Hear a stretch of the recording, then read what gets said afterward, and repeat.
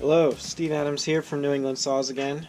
We're going to do this part of our build series videos on putting the piston into the connecting rod. So we're ready to do that now.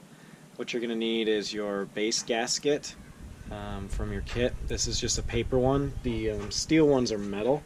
So what I like to do is just put a little dab of our case sealant right here. And that will take out any irregularities that we have that this gasket won't accept. You don't have to do that. I just like to do it. It's like cheap insurance. So that just goes right down there. And I don't put any sealant between it and the cylinder head. So you've got your gasket on.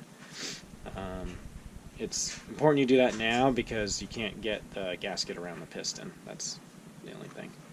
Okay, so now what we're going to do is we're going to move this guy up to top dead center where it's the tallest so we can work on it.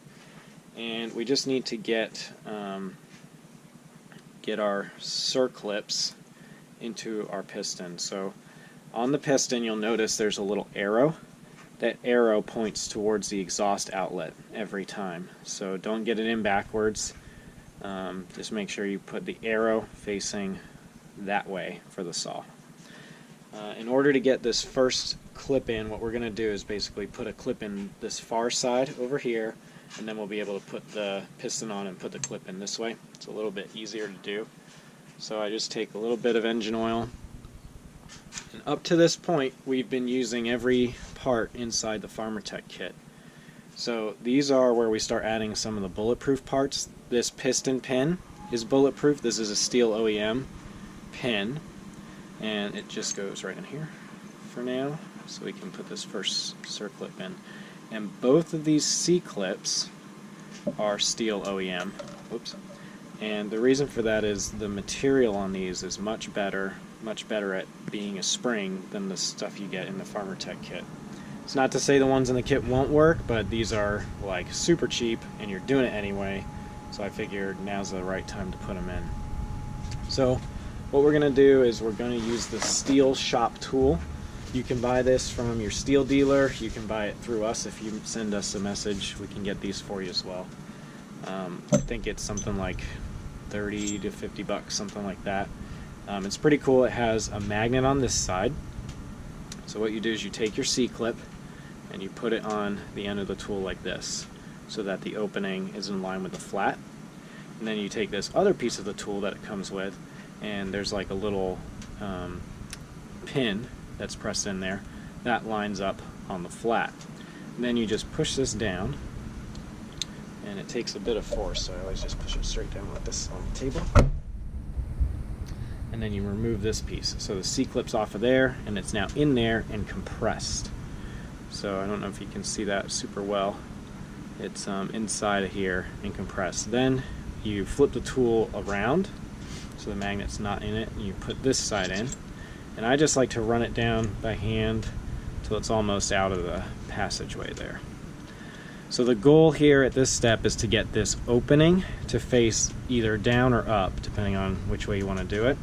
And then I'm going to put it on this far side, so that way when we put it in the saw it'll be like that, and we can easily put it in. And the reason I put this piston pin in here is so it doesn't go too far past the groove. So there's a groove in this piston, and the C-clip goes in, and all you have to do with this tool is you sort of line it up. And you don't always get it the first try, but you just line it up and then just push down. And then the circlip is installed. And that's it. I used to do this with picks and flathead screwdrivers, and I can tell you that the amount of time and hassle this has saved me has been worth it. So what we're going to do now is we can just put a little bit of engine oil on the bearing. So this is another STIHL OEM part that we replace, the ones from the Farmertec kit. That just goes right in here. And then we can put the piston on, and the piston pin all slides in together holding the assembly. Should just easily align. Nothing's press fit or anything, just nice and easy once you get it in there. Okay, and then just push that down all the way to the far end C-clip. Okay? And then take your other C-clip and just do the same thing with this tool. Again, it's put it on the end of the magnet, put this end in, send it down, and that's compressed, if you can see in there. Put this till it's almost on the end, and then align it so that your bottom's going to go right into the bottom of the piston. You just send it in. There you go. Perfect. So now that's in, not going anywhere. Okay, cool. Now the last thing you can do at this stage is you can put these piston rings on. You'll notice there's a notch here. So what happens is when you compress this and push it up into the cylinder, the ring compresses like this. Okay, and it makes this little cup. That little cup is for the 2 alignment pins that are on here. So there's 1 pin here. So what you want to do is you want to make it so that the flat side is down and this cup faces up, and then it'll fit properly on here. And I usually just put a little bit of oil in these grooves to make sure that everything seals. Just oil it all up. Make sure there's no extra packing material like I can see right here for some reason.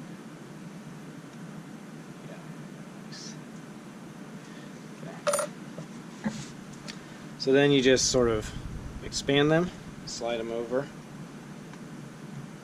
I'll try and get a close-up of where they're supposed to be in the groove here for you. Okay, so one is like this and the other opening is like this.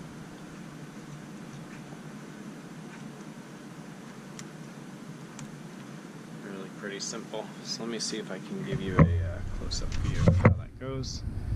And then you see this guy has the little cup and the pin right there. And that's the piston installed. It gets really easy with that tool, and that's why we do it. One thing I also wanted to show you at the end of this was this is the Farmertec piston pin, and this is the OEM one. So you can see, obviously, they're able to make the OEM one much thinner, which is less mass. The engine will spin better. And this one is made out maybe of not quite the same materials, so they had to make it thicker to survive. So that's a big difference right there, and that's why we replaced those.